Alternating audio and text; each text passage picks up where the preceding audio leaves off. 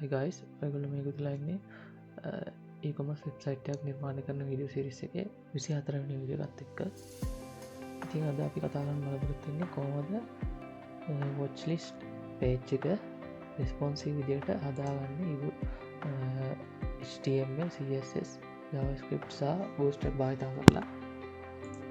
ඉතින් අපේ home page එකේ තියෙන products අපි මේ විදියට watch list එකට add කරගන්න පුළුවන් මේ විදියට.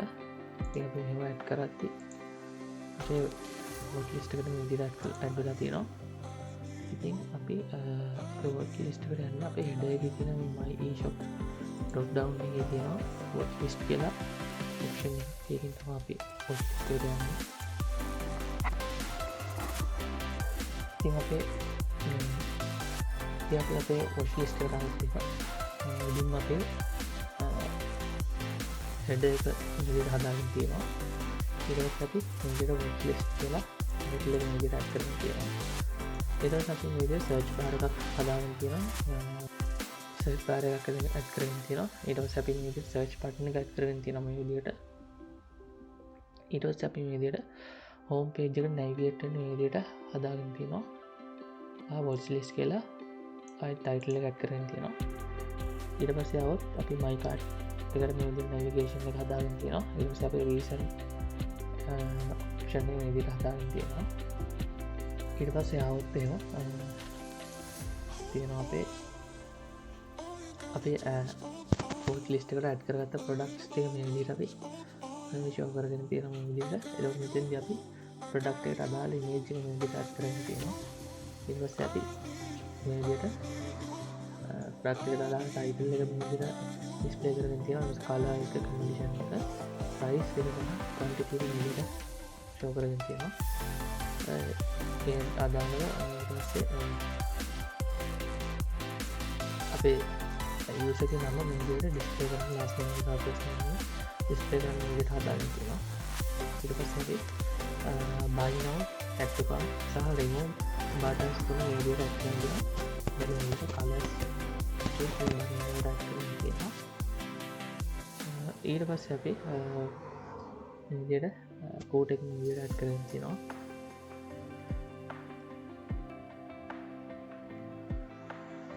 ඉතින් අපි බලමු කොහොමද designing part එක අපි කරගෙන තියෙන්නේ කියලා.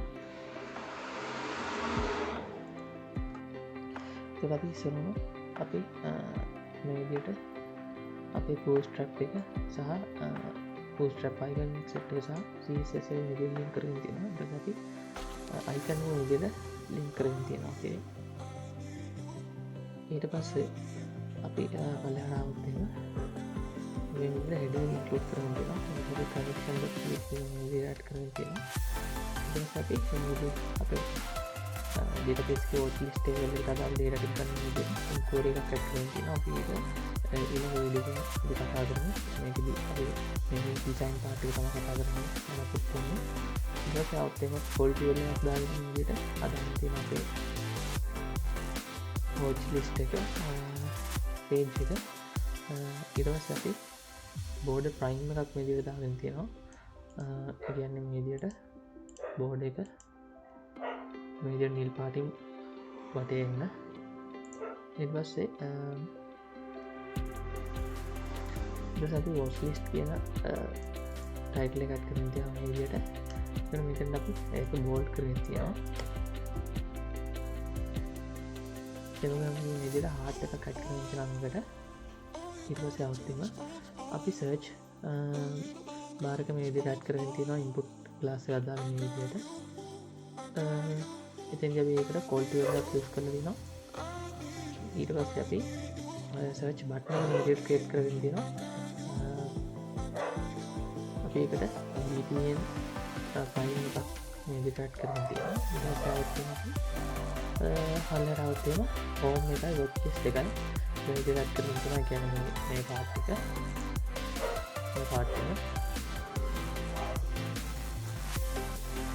එතනදී අපි home එකට navigate වෙන්න anchor tag එකක් දාගෙන තියෙනවා මේ විදිහට home.php එකට navigate වෙන්න. ඊට පස්සේ අපි watch list කියන එක add කරගෙන තියෙනවා මෙතනද මේ විදිහට. ඊට පස්සේ අපි මේ විදිහට my watch list කියන එක මේ විදිහට add කරගෙන තියෙනවා. ඊට පස්සේ අපි cart එක මේ විදිහට add කරගෙන තියෙනවා.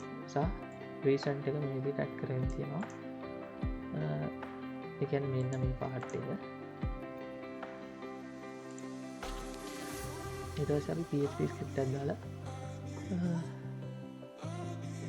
you have no items in your watch list කියලා මේ විදිහට අපි add කරගෙන තියෙනවා. අපි කිසිම product එකක් cart එකට add කරගෙන නැත්නම් මේ විදිහට අපි view කරගන්න හදාගෙන තියෙනවා. empty view එකට මේ විදිහට අපි හදාගෙන තියෙනවා design එක. බලමු ini produk yang saat ini melalui බලමු ini you have no items in your watch list select කියලා ඊට පස්සේ අපිට මොනවා start shopping කියන එක මෙහෙ ක්ලික් කරලා add කරගන්න පුළුවන් ආයෙත් මේ විදිහට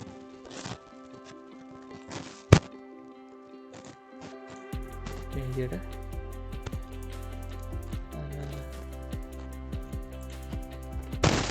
ඊට පස්සේ එතකොට අපි ඒකට call to එකක් සහ collage line එක මේ විදිහට use කරලා තියෙනවා මේක හදාගන්න.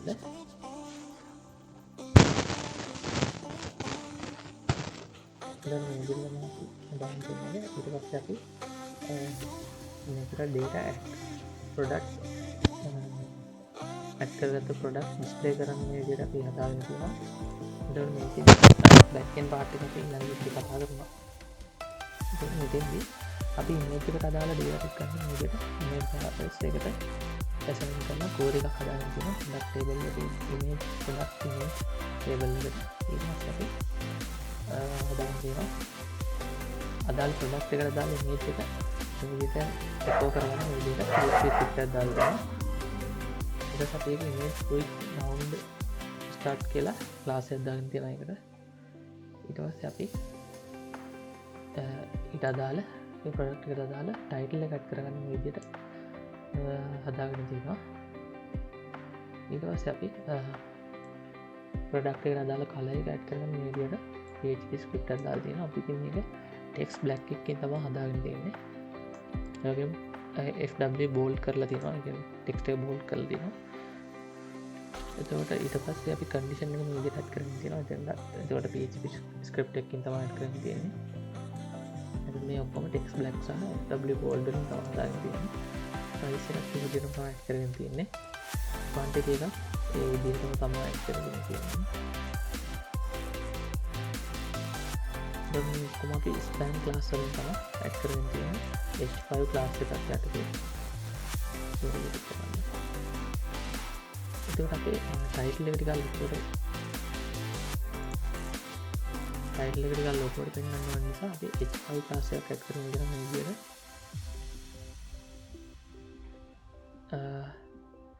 ඊට පස්සේ අපි අපේ product එක watch list එකට add කරගත්ත user ගේ name එක පෙන්වන්න ඕන නිසා අපි මෙතන f name සහ l name එක මේ විදිහට echo කරගෙන තියෙනවා. ඊට පස්සේ આવත් අපි buy now සහ add to cart කියන සහ remove cart කියන buttons ටික මේ විදිහට හදාගෙන තියෙනවා add කරගෙන තියෙනවා. එතකොට මෙතනදී අපි මේ සඳහා call md3 සහ margin top 5 එකක් මේ විදිහට add කරගෙන තියෙනවා deep class එකකින්. අපි මෙතනදී one click එක දාලා remove from watch list කියන එක හදාගෙන තියෙනවා. අපි ඒක ගැන ඉස්සරහ වීඩියෝ එකකින් කතා කරමු. ඉතින් මේක කාඩ් එකක් තමයි කරලා දෙන්නේ. ඒකට අපි product එකට අදාළ design part එක මේ විදිහට අපි හදාගෙන තියෙනවා.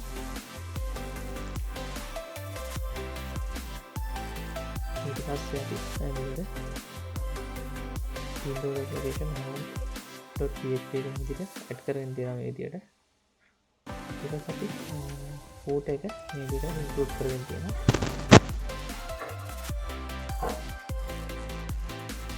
ඉතින් මේ විදිහට තමයි අපේ